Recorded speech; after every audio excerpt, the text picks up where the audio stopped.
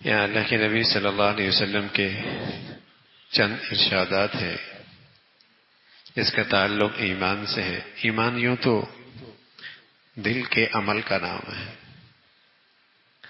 دل کے عمل کا نام ہے، لیکن اعضاء اور جوارح سے کچھ اعمال ایسے ہو جاتے ہیں جو اندر کے ایمان کی گواہی دیتے ہیں کہ ہاں ایمان ہے۔ ایمان تو باطن کا عمل ہے، دل کا عمل ہے۔ کچھ اعمال صالحہ ایسے ہوتے ہیں اگر اس کا اہتمام ہو تو وہ گواہی دے رہے ہوتے ہیں کہ اندر ایمان ہے۔ بیج تو نیچے ہوتا ہے، لیکن بیج اچھا ہے تو کچھ عرصے کے بعد پتہ لگتا ہے کہ ہاں یہ بیج اچھا تھا، لیکن بیج مٹی کے اندر ہے، لیکن زمین کے اوپر کچھ نشانیاں ایسی چھوڑ دیتا ہے وہ بیج جو گواہی دے رہی ہوتی ہے کہ بیج بڑا اچھا ہے، بیج بڑا اچھا ہے، حالانکہ وہ مٹی میں چھپا ہوتا ہے، لیکن اس کی اچھائی کا اظہار زمین کے اوپر ہو جاتا ہے۔ اسی طرح کچھ اعمال اللہ کے نبی صلی اللہ علیہ وسلم نے بتائے، ان میں ایک یہ ہے، ابو سعید فرمانے لگے آپ علیہ الصلوۃ والسلام نے فرمایا جب تم کسی شخص کو دیکھو کہ وہ ہمہ وقت نماز کے لیے مسجد کا خیال رکھنے والا ہے، جب بھی نماز کا وقت ہوتا ہے بس اس کی ترجیح کیا ہوتی ہے؟ مسجد۔ ایمان کا نماز سے گہرا تعلق ہے اور نماز کا مسجد سے بڑا تعلق ہے۔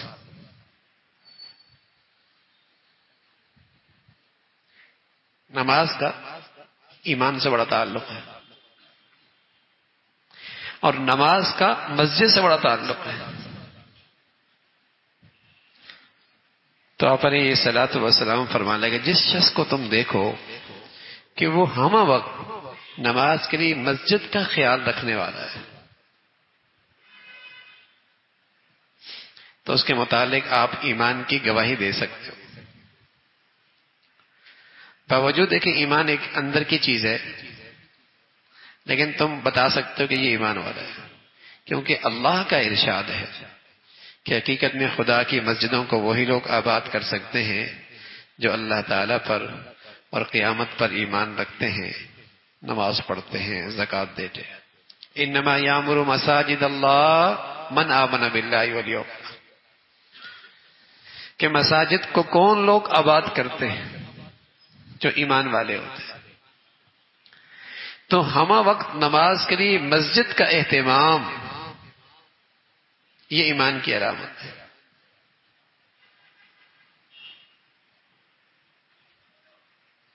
یہ نہیں کہ جمعے میں تشریف لے کے آ گئے، دو چند نمازوں میں تشریف لے آئے، ہمہ وقت کہیں ہو نماز مسجد، نماز مسجد، نماز مسجد، یہ اس کی ایمان کی گواہی ہے کہ یہ ایمان والے ہیں۔ نماز کا اہتمام، مسجد کا اہتمام۔ اللہ کے نبی صلی اللہ علیہ وسلم بیمار تھے اور بیماری میں صحیح طور پہ اپنے پاؤں پہ چل بھی نہیں سکتے تھے۔ دو صحابہ رضوان اللہ اجمعین، دو صحابی آپ کے دونوں طرف، آپ کے کندھے، آپ کا کندھے ان کے کندھوں پہ، آپ کے ہاتھ دونوں طرف، اور ان کے سہارے آپ مسجد تشریف لے کے جا رہے ہیں۔ سبحان اللہ۔ امت کو سبق دیا اپنے عمل سے کہ مسلمان کی مسجد اور نماز سے کتنا گہرا تعلق ہے۔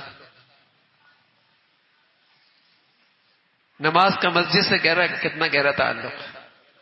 دو آدمیوں کے سہارے امام الانبیاء ہیں، محمد رسول اللہ ہیں، مسجد تشریف لے کے جا رہے ہیں۔ تو ایمان کی ایک بڑی علامت ہے کہ ہمہ وقت نماز کے وقت مسجد کی فکر ہو، مسجد میں حاضری ہو، مسجد میں اہتمام ہو. جب مسلمان ایسا کیا کرتے تھے نا، جیسے ماشاء اللہ جمعے میں مسجدیں بھری ہوتی ہیں، ایسی مسلمانوں کی ہر نماز میں مسجدیں بھری ہوتی ہیں. اب کہتے ہیں فجر پڑھ لی، گھر میں پڑھ لی، اور پھر ایسا ایسا یہ گھر میں پڑھنے والا بیچارہ ایسا ایسا پھر جب اٹھتا ہے تو نماز پڑھتا ہے. کبھی 8 بجے ہو رہی ہے، کبھی 9 بجے ہو رہی ہے، کبھی 10 بجے ہو رہی ہے، اور پھر آتا ہے کہ اس کی ضرورت ہی پھر اس کی بھی توفیق نہیں ہوتی. پہلے مسجد چھوٹی، جماعت چھوٹی، پھر نماز چھوٹی، پھر قضا ہوئی، پھر بالکل ہی چھوٹ گئی، پھر بالکل ہی چھوٹ گئی.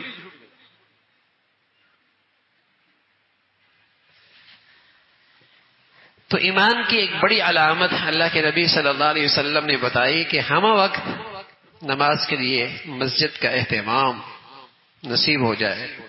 حضرت عائشہ فرماتی ہیں رضی اللہ تعالی عنہ، حضور علیہ الصلوۃ والسلام ایک دعا کیا کرتے تھے اور فرمایا کرتے تھے اللہم اجعلنی من الذین اذا احسنوا استبشروا واذا اساءوا استغفروا.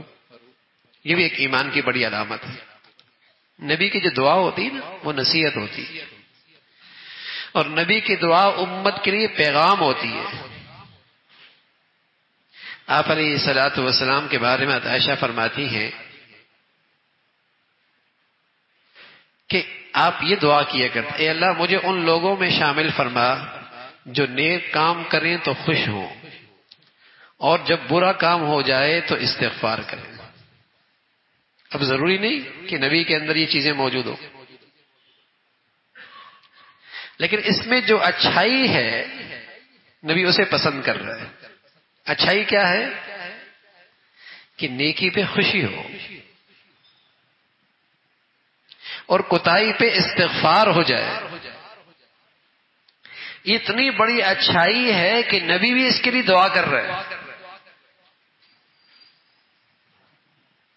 نبی برائیوں سے تو پاک، لیکن اس میں جو اچھائی ہے کہ نیکی کی توفیق ہو جائے تو خوشی ہو جائے، خوشی سے نیکی کرنے والا ہو. نیکی میں تکلیف نہیں، بوجھ نہیں، مجبوری نہیں، خوشی. اور غلطی ہو جائے تو معافی مانگنے والا، یہ اللہ کو بڑا پسند ہے. یہ ایمان کی علامت ہے. آپ علیہ الصلوۃ والسلام سے پوچھا گیا یا رسول اللہ ایمان کا پتہ کیسے لگے گا؟ ایمان کا پتہ کیسے لگے گا؟ فرمایا اذا سرتک حسنتک وساءتک سیئتک فانت مؤمن. جب تو نیکی کرے اور وہ نیکی تجھے خوش کر دے. جب آدمی کا عہدہ بڑھ جاتا ہے تو خوشی ہوتی ہے، جب آدمی کی آمدنی بڑھ جاتی تو خوشی ہوتی ہے، جب آدمی کو کوئی نفع ملتا ہے تو خوشی ہوتی ہے، جب آدمی دنیاوی لحاظ سے کسی میں فائدہ دیکھتا ہے تو خوشی ہوتی ہے، جب آدمی کو دنیاوی لحاظ سے، مالی لحاظ سے یا عزت کے لحاظ سے مفاد حاصل ہو تو خوشی ہوتی ہے. فرمایا ایمان کی علامت یہ ہے کہ معاملات، معاشرت، عبادات میں کہیں بھی نیکی کی توفیق ہو جائے اس پہ خوشی ہو. اذا سرتک حسنتک وساءتک سیئتک فانت مؤمن. اور خطا ہو جائے، غلطی ہو جائے، اس پہ پریشان ہو جائے وہ مومن. اور اللہ کے نبی نے اگلی بات فرمائی کہ غلطی ہو جائے، ظاہر ہے جب پریشان ہوگا تو معافی بھی مانگے گا. جب پریشان ہوگا تو معافی بھی مانگے گا. تو رسول اللہ صلی اللہ علیہ وسلم فرمایا کرتے تھے اے اللہ مجھے ان لوگوں میں شامل فرما کہ جن سے نیکی ہو اور وہ خوش ہوں، خطا ہو جائے تو وہ اللہ سے معافی مانگنے والے ہوں. یعنی معافی مانگ لینا اتنا بڑا عمل ہے، نیکی پہ خوش ہونا ایسا عظیم عمل ہے کہ نبی کہہ رہے اے اللہ ایسا یہ صفت مجھے بھی نصیب فرما، یہ خوبی مجھے بھی نصیب فرما.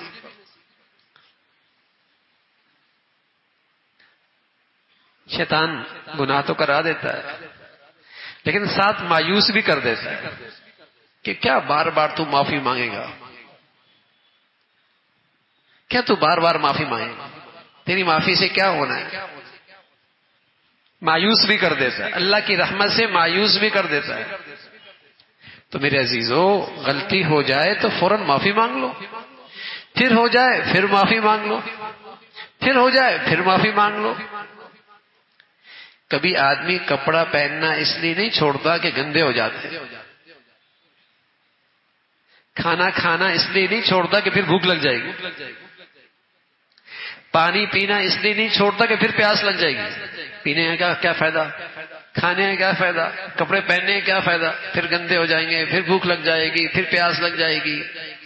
اپنے آپ کو سمجھاتا ہے نہیں بھائی، گندے ہوں گے تو پھر پہن لیں گے، بھوک لگی تو پھر کھا لیں گے، پیاس لگے گی تو پھر پی لیں گے. تو میرے عزیزو، سچی معافی تو مانگ لیں.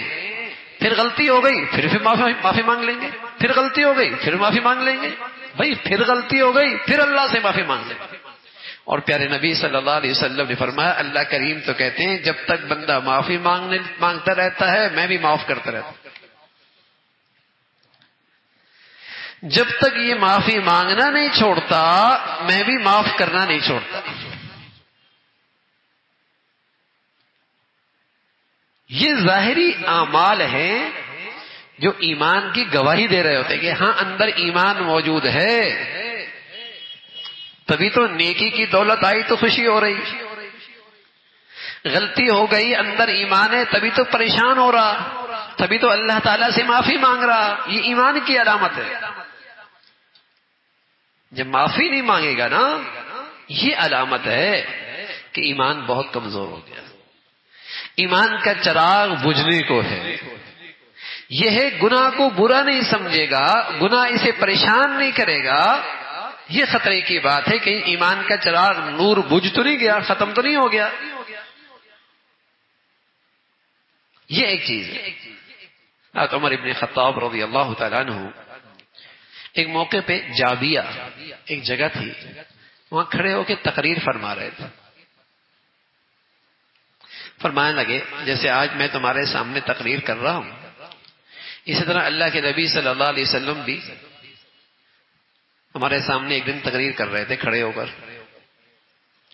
اور آپ نے یوں فرمایا کہ میرے صحابہ کے ساتھ ہمیشہ اچھا سلوک کرنا، اور ان لوگوں کے ساتھ جو ان کے بعد آئیں گے تابعین، اور ان لوگوں کے ساتھ جو ان کے بعد آئیں گے تبع تابعین، صحابہ تابعین تبع تابعین، ان کے ساتھ اچھا سلوک کرنا. یعنی مطلب یہ کہ ان کی عقیدت، ان کی محبت، ان کا احترام، ان پر اعتماد، یہ اللہ کے نبی نے ہمیں نصیحت فرمائی. پھر فرمایا ایک زمانہ آئے گا کہ جھوٹ رائج ہو جائے گا، کھلا مکھو جھوٹ، اور نوبت یہاں تک آئے گی کہ آدمی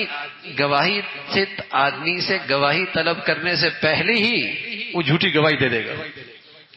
کسی نے گواہی مانگی نہیں، وہ جھوٹی گواہی دینے کے لیے تیار ہے. کسی نے قسم کا تقاضا کیا نہیں، جھوٹی قسم کھانے کے لیے تیار بیٹھا ہے. اتنا جھوٹ رواج پا جائے. پھر آپ علیہ الصلوۃ والسلام نے فرمایا ہمیشہ حق والوں کی جماعت کے ساتھ رہنا، اکیلے نہ ہونا، اس لیے کہ اکیلے شخص کے ساتھ پھر شیطان ہوتا ہے. پھر فرمایا تم میں سے کسی شخص کو کسی غیر محرم عورت کے ساتھ تنہا ملنا نہ چاہیے، کیونکہ شیطان آ کر اس میں تیسرا بن جاتا. تنہائی خلوت میں کسی اجنبی عورت سے، کسی غیر محرم سے، چاہے وہ بیوی کی بہنی کیوں نہ ہو، چاہے وہ بیوی کی بہنی کیوں نہ ہو، غیر محرم ہے، غیر محرم ہے. فرمایا اگر خلوت ان دونوں کو مل گئی تو پھر تیسرا شیطان ہوگا. اور پھر شیطان کیا کرے گا؟ بس اوقات ساری زندگی کی رسوائی بن جاتی ہے، بس اوقات ساری زندگی کی ذلت بن جاتی ہے، بس اوقات ساری زندگی شرمندگی کا داغ زندگی پہ لگ جاتا ہے، خلوت نہیں. جوان بیٹیاں، ٹیوشن پڑھانے والا سر خلوت میں بیٹھے،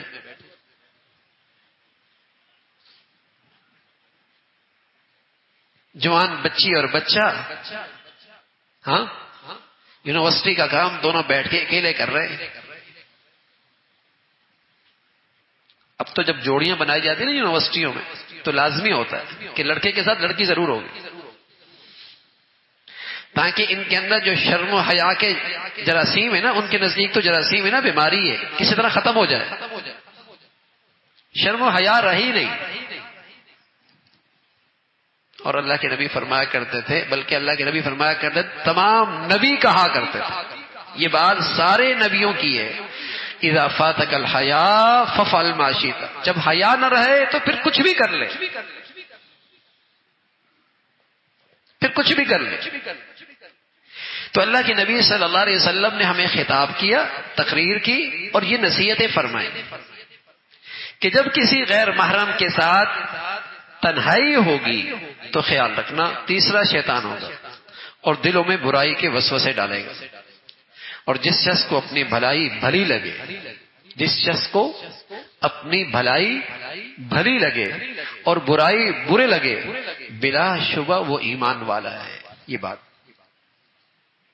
نصیحت تقریر کر کے یہ سارے نصائح فرمائے اور ساری یہ رہنمائی فرمائی اور پیغام دیا. آخر میں ایک بات جو ہم کہہ رہے تھے کہ جب آدمی کو اپنی نیکی اور اچھائی بھلی لگے، خوش ہو جائے، نیکی کی توفیق مل گئی، اور برائی بری لگے، کیوں ہوگی مجھ سے یہ؟ جیسے پخانا برا لگتا ہے نا کپڑوں پہ، پخانا برا لگتا ہے نا، ایسے ہی اگر دل پر گناہ کی گندگی آ گئی ایسے ہی برا لگے، پخانا برا لگتا ہے. کتنا آدمی کو تکلیف ہوتی ہے. ہاں کوئی آدمی گندا ہی ہو تو اسے برا نہیں لگے گا، ورنہ تھوڑی سی بھی نفاست ہوگی، انسانیت کا مزاج ہوگا تو ظاہر ہے گندگی بری لگے گی، کپڑوں پہ لگے گی. تو ایسی فرمایا اگر برائی اسے بری لگ رہی ہے، رسول اللہ صلی اللہ علیہ وسلم بلا شبہ یہ ایمان والا ہے، یہ ایمان کی علامت ہے. تو ایمان تو اندر کا نام ہے، لیکن کچھ یہ ظاہری اعمال ہیں جس سے تصدیق ہوتی ہے کہ الحمدللہ ایمان موجود ہے.